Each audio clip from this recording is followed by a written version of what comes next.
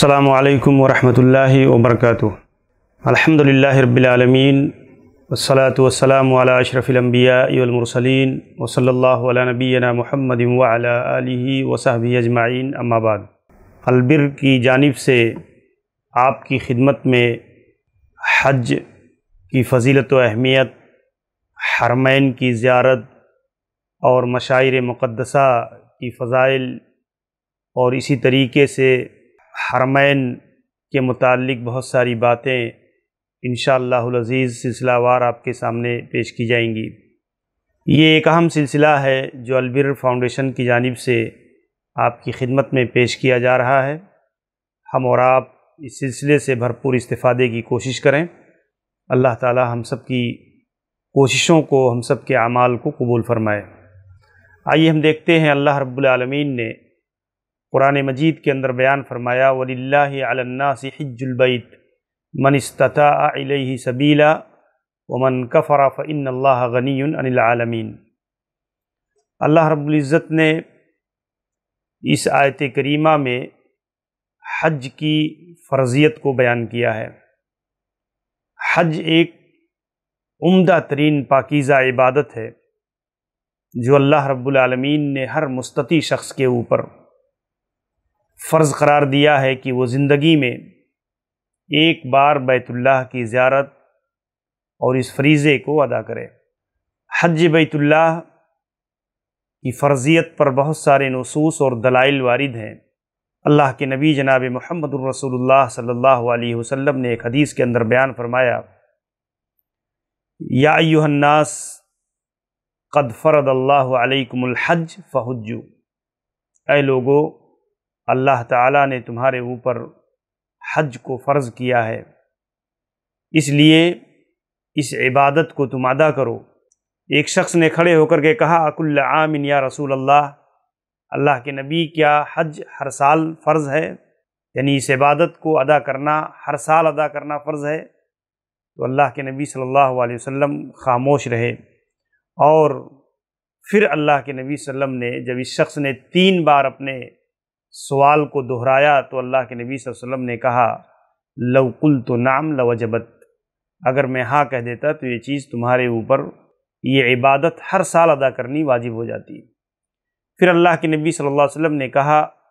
تم اس چیز کی طاقت نہیں رکھ پاتے، وَذَرُونِي مَا تَرَكْتُكُمْ، مجھے چھوڑ دیا کرو جب میں تمہیں شریعت کے کسی معاملے میں چھوڑ دوں۔ تم سے پہلے جو لوگ ہلاک و برباد ہوئے وہ اسی بنا پر،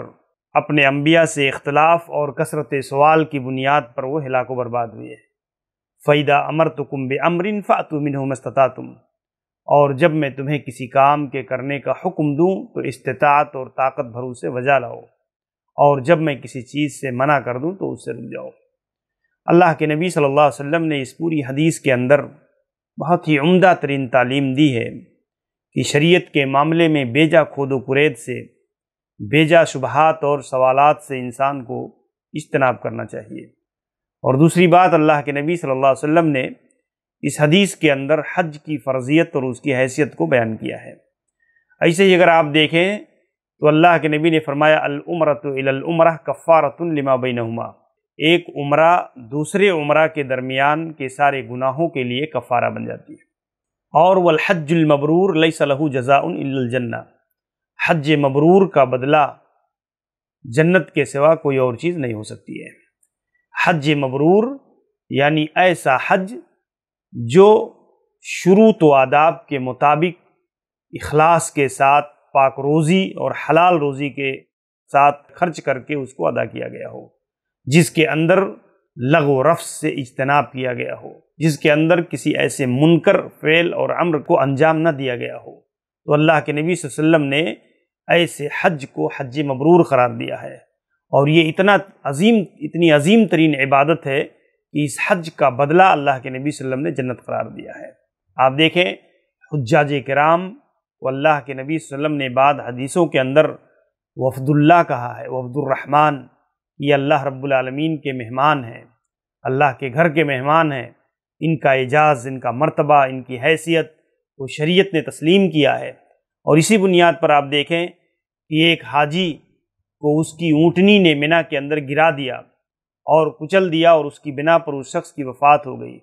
تو اللہ کے نبی صلی اللہ علیہ وسلم نے اس شخص کے بارے میں فرمایا کہ اس شخص کو جو ہے لا تحنتوہ، اس کو جو ہے خوشبو نہ لگاؤ، وغسلوہ بماء وسدر، اسے پانی اور گیری کے ذریعہ سے گرم کیے ہوئے پانی سے اس کو غسل دو اور اس کو 2 کپڑوں میں کفن دو، اس کو خوشبو نہ لگاؤ، اس کے سر کو نہ ڈھکو، فَإِنَّهُ يُبْعَثُ يَوْمَ الْقِيَامَةِ مُلَبِّيًا،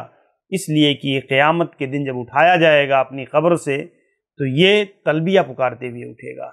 تو اللہ کے نبی صلی اللہ علیہ وسلم نے راہ حج میں وفات پانے والے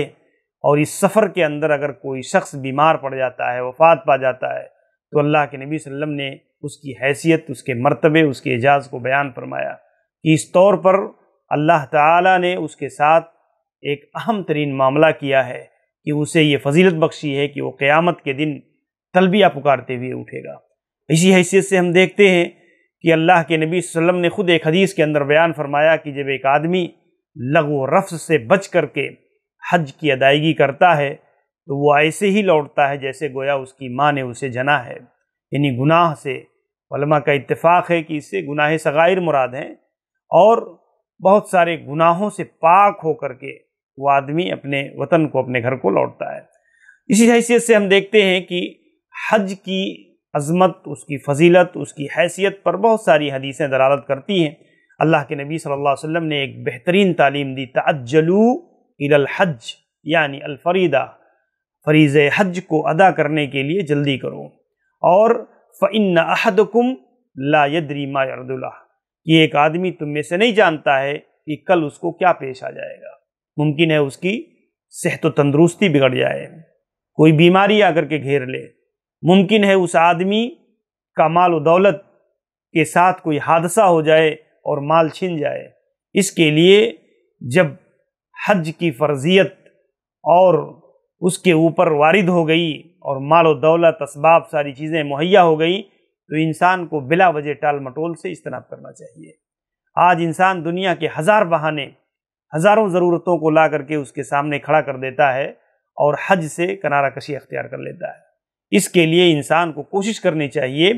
کہ بلا وجہ ہیل و حجت کر کے انسان کو اس میں تاخیر نہیں کرنی چاہیے، بلکہ جلد سے جلد اللہ تعالیٰ نے اگر اسباب مہیا کیے ہیں تو انسان کو اس عبادت کی ادائیگی کی طرف جلد بازی سے کام لینا چاہیے۔ اللہ رب العالمین ہم سب کے لیے اس طرح کے وسائل مہیا فرمائے۔ اللہ تبارک و تعالی ہمیں توفیق دے، اور اللہ تعالیٰ نے جس کو بھی اس طرح کے اسباب اور استطاعت سے نوازا ہے انہیں جلد سے جلد اللہ کے گھر کی زیارت کرنے، اس فریضے کو ادا کرنے کی توفیق عنایت فرمائے۔ السلام علیکم ورحمۃ اللہ وبرکاتہ۔